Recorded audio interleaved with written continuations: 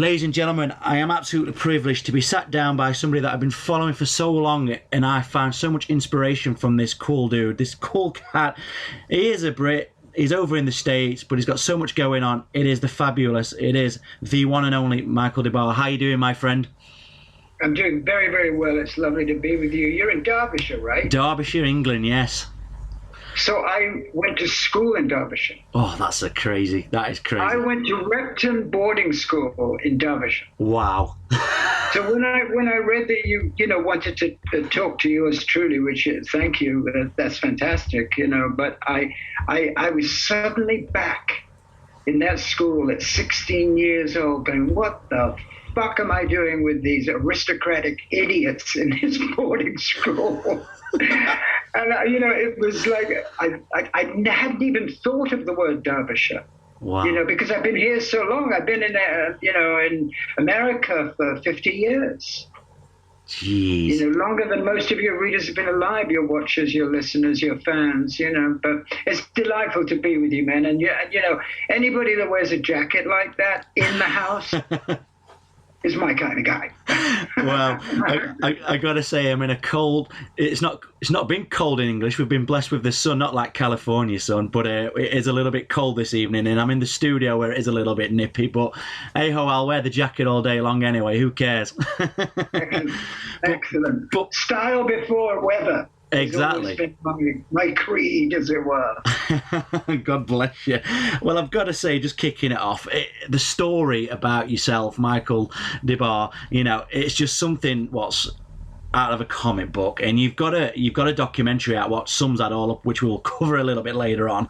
And just going back to what you mentioned, growing up in Derbyshire in this boarding school, what the hell gave you the inspiration to get out of it and follow the dream to become that musician rock star and go on that path? What just turned your head? Was it the sound you was hearing on the wireless? Was it the TV? What was it? Sonny Boy Williamson. Wow. Essentially, what happened was I was 12. There was a guy that I liked who was a sort of a very long-haired, quiet, pale-faced Lord Byron-esque vibe, and he turned me on to the blues. And, when I was super young, now you hear this from everybody. You hear this from Ronnie Wood, you hear this from, Keith and all of them, Rod. And Paul Rogers, who I interviewed a week ago, which was mind-blowing, what a beautiful, beautiful guy he is. But the whole feeling of America, of Elvis, of MGM, of Marilyn, of Sonny Boy Williamson, and et al. I mean, the whole library of America was really seductive to me. It was unreal. I'm living in this boarding school, which is very bureaucratic, incredibly strict and disciplined and masturbatory and insane. And I wanted to just go into the earth and burrow myself into the earth, which is what the blues was. So I became fixated by those three chords. And I've been playing those three chords ever since, as I'm sure a lot of your listeners feel the same way, right? Readers, whatever, because that music was amazing. So I immediately detached from the bureaucracy of the school that I was in, Derbyshire, Repton, and, became fascinated by show business. I didn't care what part of show business. I'm a juggler. I'm the guy that cuts the lady in half, and you know what I mean? Mm-hmm. I mean, I don't care what it is. If I've got a microphone and there's a camera handy, I'll do a soliloquy, It's fascinating, it really is. And it's led you down so many roads, especially with the music as well. You've jammed, you've played with everybody, you've had great, great music that not many people would look into right now, but it's all coming back, and I keep following you all over the media and seeing everything what other people are posting, and you've got detective music that's just come back alive through, I don't know, some graft of yourself trying to get this music back out to everybody. Was there a reason why you wanted to do that? Was it for personal satisfaction, or was that just to introduce the new people of rock and roll love to what it was all about back then? Well, it's a great question. I don't do anything. It wasn't really a personal choice because I don't need to be massaged with people that enjoy what I do. I just like to do it. I swear to God, and this you learn over the years. At the beginning, you want to be noticed. Here I am, but I don't feel that way. What happened was Jimmy got hold of me through lawyers and said, look, do you want the masters back? Now, this is an incredibly generous thing to do. This is Jimmy Page, this is Swan Song Records. And I said, you bet. Did I make that happen? No. Did that happen, without me knowing? Yes. And most of the great things in my life have been that. Things that I haven't asked for, I've received. I might want them, but I've never sort of hustled to get it, which is really magic when you think about it. It's truly a magical vibe. Got the album back, hadn't listened to it in decades. I got it, I remastered it, all records, great people. Listened to it, went, that's really good stuff. That's hard rock and blues in the mid-'70s, which is all like boom, ba, boom, boom, ba, boom, boom, ba. That groove was devastating. Bonzo, meets Howlin' Wolf or Muddy Waters or Sonny Boy Williams, electrified. And I was electrified. And I really, said, okay, so let's go. So, got the guys together, most of them, and, we're having a big celebratory party. It's coming out Record Store Day. So it's a really wonderful vibe and very generous of Led Zeppelin. Oh, it's beautiful. It really is. And people, again, you probably get these questions asked you thousands of times, but there's people out there what will not know the stories. And it is a fascinating story because you've got the acting, you've got the DJ, you've got the music, and you had the worst of the worst lows and you had the best of the highs, and you are stood here right now and you've come out at the end and you've escaped it all, and you still look magical and great, and you've still got a great aura about you of positivity. Has there been ever any times when you wanted just to throw it all in and think, I can't take this anymore, man, I need to get out of this business? No, I never saw it as a business. It was all I could do. It was in my blood. I didn't have a choice. There were no choices made. It was about James Dean or nothing. Mm-hmm. And what slowed me down was narcotics. That's the only thing that got in my way. But it got in my way to such a degree. It's a great question. It got in my way. What it did was it made me vulnerable. Mm. And I now was governed by narcotics. Not a cool place to be, and not a creative place to be. And I always am creating. I've written 3 fucking songs this morning. You know what I mean? I mean, whether anybody will ever hear them is neither here nor there. Mm. It's what I do, and that stopped that. That anesthetized my artistry, if you can call it that, and it stopped me from, getting into and enjoying every second of every minute. I posted this morning about the whole notion of eternity. Eternity isn't time. Eternalism is right here, right now. There is no past. There is no future. Eternity is what we are doing right here, right now. And hopefully inspiration is coming. Certainly you're inspiring me with your joyous interest in yours truly. And I'm enjoying being interested in, so it's this moment that counts. Drugs cover up that moment and make you doubt the future, never mind loathe the past. You're in trouble. So anybody out there, I would advise you very simply 2 words: drugs suck. Yeah. And that was my only enemy. It was my only rough time. And it was only about 3 years I was on heroin and all the rest of it. And unfortunately, it was around the time of Detective. So it proved a point in a way that I could still create given this cloud over my head, but it was beginning to, really immerse me. And I quit, man, 40 years ago, 1981, June 19th. And I haven't had a drug or a drink since. And I think that is really the most important thing. The rest of it has been just a joyride. It really, of course, relationships. I've had 3 wives and the kids and the thing and the houses and all of it. They've come, they've gone, they've come back again. We've all been there. I'm the same. And now it's come back again, and I've got all of this stuff on my plate, and and I couldn't be happier. So, it's been an adventurous experience for sure, and will continue. It's like you say, your creativeness, it stops the creativeness. And, you're a person that has mingled with the biggest rock stars in the world. You're pals to some of the biggest rock stars in the world. And no doubt you've seen some pals die of this kind of crap, and it only ends one way, and it's always the bad way, unfortunately, these days. And, with your music, something has come back around again. You're on about creativeness. I saw a while ago he was in the studio with those LA Sensations prima donna. Now, I know there's something in the pipeline somewhere. I've got to ask you about it. How did that all come around? Was that from jamming with them at the Troubadour for this thing? What's just happened for Howie? You know, how did that all develop? Wow, you know your stuff. You really know what's happening with MDB. You know, I'm on Wicked Cool Records, which is Stevie Van Zandt's label, so I make some records here. I wrote this song with him. Ain't Nothing You Can Do About It. It's a title, which, you know, it's a fun early Faces vibe, you know, because I know that's coming back. I just can feel it. Definitely. You know, that raspy, bluesy vibe, you know, like Ronnie Lane and Stevie and all of that. But Prima Donna is on the label, so I've seen them around. Listen, I play their music on the radio. I thought, this is a great band. I want to make a record with a band. I don't want to get with LA musicians and, you know, who are really good but uninspired, you know. And there's a real difference, as you know, between inspiration and sort of being a sort of a soldier in the army of rock and roll, where they need a bass band. These guys are a band. So I cut these two songs. One I wrote with Stevie and the other one I wrote with Kevin Preston, who is the guitar player and the leader really of that band. And it really turned out well, and it will come out in August. You know, it takes a time to make the vinyl, and Stevie Van Zandt's really interested in vinyl. You know, the Detective album is in silver vinyl.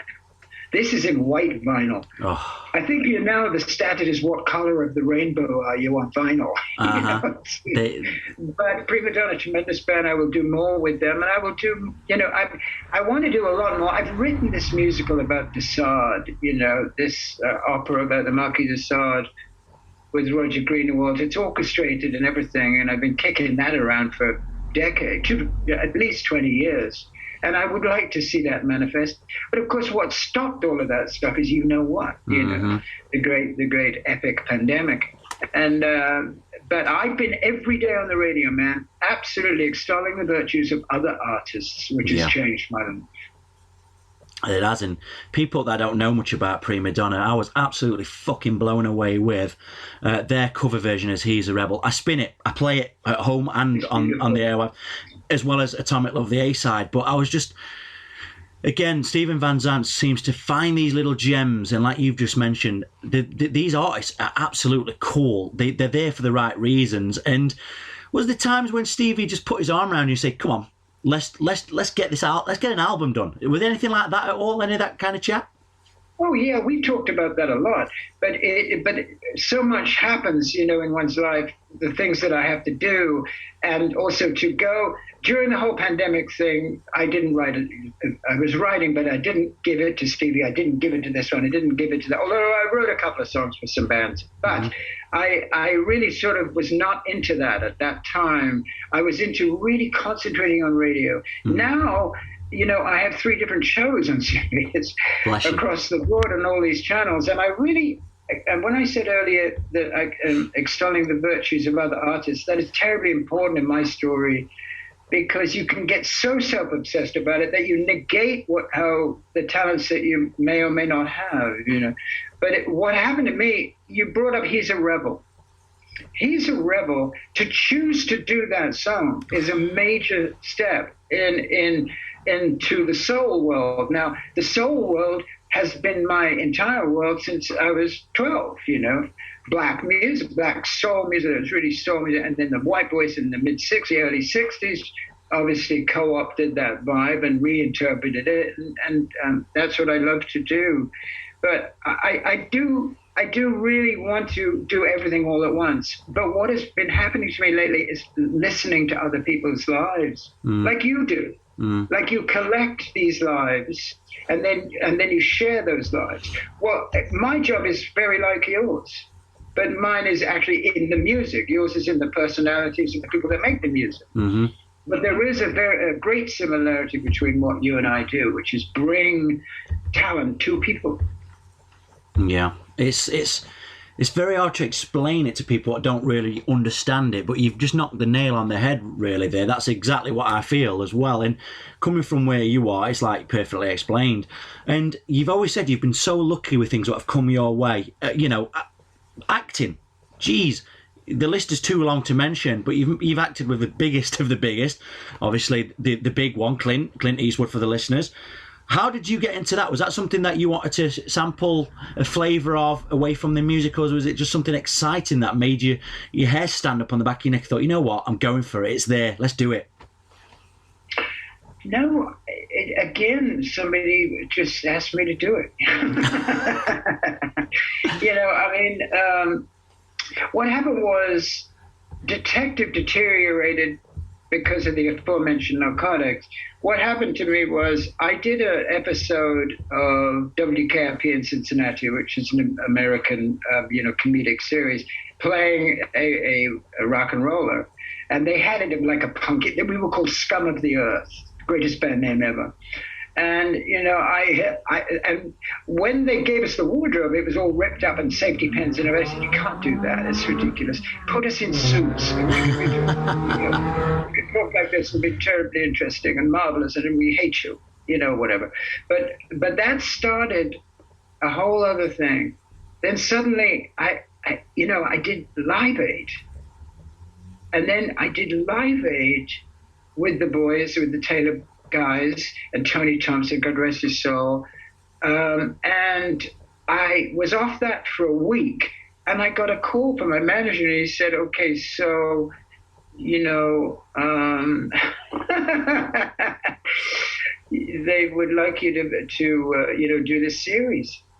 And I went to Paramount Studios, and I got this job playing Murdoc, the assassin, on MacGyver. And for the next 5 years, I'm in Vancouver trying to kill people, And I learned so much about weapons. I became obsessed with weapons, which one should be right now, obsessed with weapons and how to, deal with that and avoid that, but know and understand what that is. And, my acting career just took off, and I did 150 hours of American television. It's absolutely unbelievable. Seeing your face on the series and on these films, I was watching a film the other day, and I don't know if I'm right, I'm sure it was an Under Siege film. I'm wrong, might be wrong. Yes, I was in that. With the dreadful man, the star, whose name escapes me. Yeah, we'll not mention him. We'll not mention the name, but I was just baffled because you just, I was an idiot. You just popped up, and I was like, wow. And I wasn't expecting it, because I didn't know that you was in that film, you see. And I was watching it, and I was like, and I rewind it. I didn't even know I was in that film. I mean, you do a lot of these things, and you see, but you cut a lot. Yeah. In that movie, I was the captain of the submarine, but I could have drowned in, Act One. Yeah. As what was shown on the screen. You can, which is so interesting because, like you go to the premiere of the movie and you go, oh yeah, I remember this one scene in here that you're really going to, if you're with somebody, you're going to so love this scene. Yeah. Okay. Any second is coming up. Anything. And it doesn't come up because you're being cut. Yeah. You've been edited. So you have to really understand what ego is if you're in show business, and to deal with ego, which I have done to a great degree, You cut it. I did a David Lynch movie. Hang on.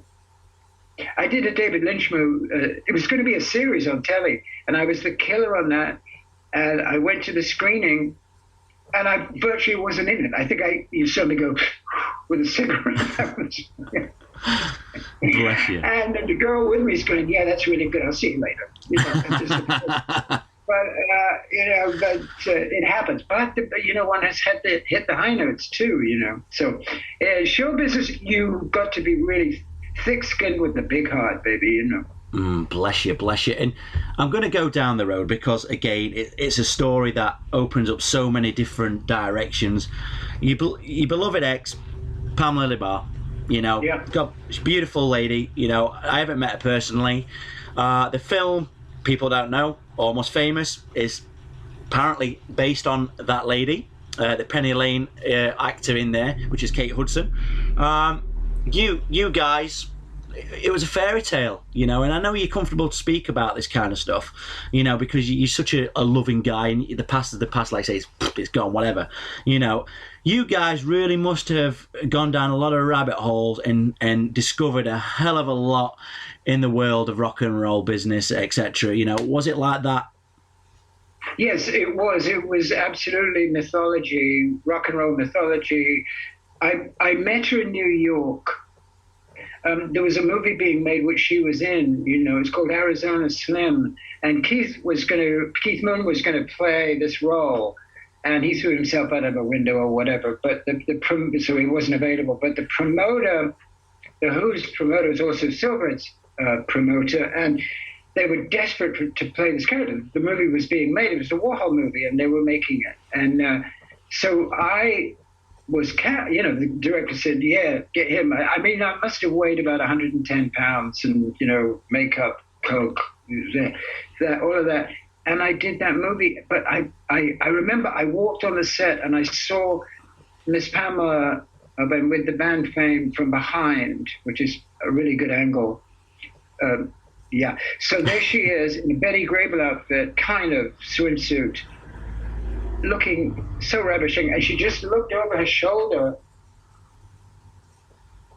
and I fell in love. Just like that. I was already, unfortunately, married to somebody else 3 weeks earlier. So you can imagine the stir and drag and the stuff that went on, and I fell in love with Miss Pamela, and then when we got to LA and we played the Whiskey, and she was with some cowboy, and I was, saying I'm going to jump off the roof of the Hyatt, and I'm not like the Golden God on the balcony. I'm going to jump off the fucking roof, and a friend of hers brought her, and we were inseparable for the next God knows how many years, 14 years, But those 14 years were also filled with rock and roll and touring and all of the things that one does and gets up to mischief, of course, I'm only human. Exactly, yeah. We are. And, it's great. Yeah. But she's something else, man. She's something else. They now at last they're going to do a movie about him with the band. I wish I could tell you who's going to play her, but I can't. But it's going to be magnificent. And my current wife Britta, who I adore, they're very good friends. And that's amazing, and I think that just symbolizes the person that you are, and the whole thing, because that doesn't really happen too much, where your exes get on with the wives, etc. I've been there, done it, as we all have, and that is something I'd say which is to you a credit, because the person that you are, and everything about you, which is amazing. It really is. And I've got to go back to the Troubadour. I need to go back to the Troubadour because it looked like it was crazy. A bunch of musician friends from all over. Again, every name possible was there. What was the vibe on that? How did that all come around? Was that through Jesse mailing, or was it just through, the guys getting together and saying, we're going to do a gig, and then it developed? Where did it start? What happened? Jesse. It was Jesse. Jesse's an amazing artist. I play him all the time on my show. I love Jesse McMillan. He stands for something. If you don't stand for something, you fall the fuck over, And there was a friend of ours, Howie Pyro, brilliant guy, ex-Degeneration, which was Jesse's first incarnation, and Howie Pyro became this collector, this incredible writer, and he was just a rock and roll personality, and he led a very tricky life and needed a liver transplant. So Jesse gets together a bunch of people, Jacob Dylan, Butch Walker, a bunch of really great musicians, and Prima Donna, and yours truly. We got together and we played the Troubadour, raised some money for him, and it was an incredible night. It was very interesting, because when you get out there, rock and roll is a very sort of cocksure thing, But when you're playing that kind of music, because you love it and you're doing it, there's a resolve. You want the money to get to the guy so you can have a fucking liver, and live. I mean, it's not there to get applause. So all of this was going on in my mind, and I hadn't sung for 2 years on a stage, and I do this. I'm out there to raise money. It's packed with people who love Howie and the various artists on the bill, and I just said, I don't need no doctor. Howie needs a doctor, but I don't need no doctor. And I sang the shit out of it, and they sang with me, and it was big, and it was almost like every gig I've ever done, I think, is Wembley Stadium. I mean, even when we were playing the clubs in the early days, I would still treat it as a major event. But we raised some money for Howie, and God bless him. I hope he's going to be okay. But Jesse put that together for sure. It looked such an energetic gig. You know, the artists on there are obviously stand-up names, and they stand for the test of the time themselves because of who they are. It's great. And I've got to say, something else that I looked in a long time ago. It was called Checkered Past. There we go. It was Clem Burke and Nigel from Nigel Harrison, who was in Silverhead and then became in the rhythm section of Blondie, and Tony Sales, who was with Tin Machine with Bowie, and Josie obviously was with the Boomtown Rats. So the Sex Pistols, obviously Steve Jones, whose TV show is absolutely fantastic. They've done a series on Steve's book called Lonely Boy, and it's called Pistol, the TV show. Danny Boyle directed it. It's brilliant. I love him. I spoke to him yesterday. But that band was so great live. You can imagine those players are such rock and roll, you know, real creme de la creme of rock and roll. But we made the mistake of signing with EMI Records, which we christened Every Mistake Imaginable Records, which seemed to make sense. And the album, not so great, because they wanted that 80s rock and roll vibe, 83 it was, I don't even remember what year, but, that discontinued quite soon. And then I got the call to be in the power station, and that was that. Oh, it's just the little projects which are reinventing themselves, what people don't know about need to dig deep and listen to, because everything's there again. It's the inspiration of that 60s, 70s vibe, 80s vibe, and I think this is one of the reasons why your music coming back alive, if people don't know about it, need to dig in, is because you can just listen to it, get lost in it and think, there you go, that's where it began again. You can hear your influences in it from the 60s and the 50s, like you were saying, It's beautiful, I'm lost for words sometimes because I'm blown away. You could never be that. I mean, but I understand what you're saying. It is a magical, mysterious thing to have happened, and I consider myself, this never stops, by the way. But the vibe of it is I don't take credit for it. I just think it was one's path. It's like rain. I just never put up an umbrella, Yeah. I've always been soaking wet, and so have my partners, but that's another story. But the vibe is, you've got to get your ego out of the way. And the other thing about it is when you are in a state of egolessness, people think you're an egomaniac. Yeah. If you're lucky, like I've been, people reconfigure that into narcissism because they want it to happen to themselves. So therefore, you become this objet d'art of luck. I wasn't lucky. I worked my ass off for this. Every day I'm at the gym. I'm 74 years old. I weigh 139 pounds. I have a 29-inch waist. I mean, give me a fucking break. You've got to be in good shape. Mm-hmm. I eat well. I have solid friends. I really don't socialize that much. I'm writing my book. I do this, I do that. It's a clean, simple, spectacular vibe that I achieved over the years. And it's just been like the phone would ring. The phone has almost like been the holy grail of my life, You pick up the phone. Oh, okay. And there's the next couple of years. The interesting thing, though, I think for you and your listeners and watchers and all of that is that don't be afraid to fuck up. Mm-hmm. It's the lessons learned that make you good. So if you can accept that you did something that didn't work, you're going to be ahead of the game. Yeah. If you say it is the responsibility of the public, of the label, of this, or that, it's so easy to say that. With Checkered Past, I say that. I do have to believe it's true because we had the wrong producer, and but we didn't have the balls to say fuck off and get somebody else. Yeah. So therefore, you learn to say, I don't think this is working. I'd like to do it another way, rather than go through it and behind his back, and fucking idiot, and ruin the whole thing. Or you accept it and talk about it. So don't be afraid to be truthful. It's the greatest thing in the world. It's the most rock and roll thing in the world. All the great songs are the truth. The reason that you like those songs is because what you're hearing is the truth, both in a solo or in a chorus. they're telling the fucking truth. They are. Bluesmen, you know, they sang about very primitive things, but in a brilliant way, in a singularly smart, small, clean, clear vocabulary they had. Now, then you have Bob, who's creating quotes and something that, you know, biblical concepts, you know. I mean, it is no accident that Bob Dylan at 80 had his first #1 single that was 15 minutes long, Murder Most Foul, about JFK.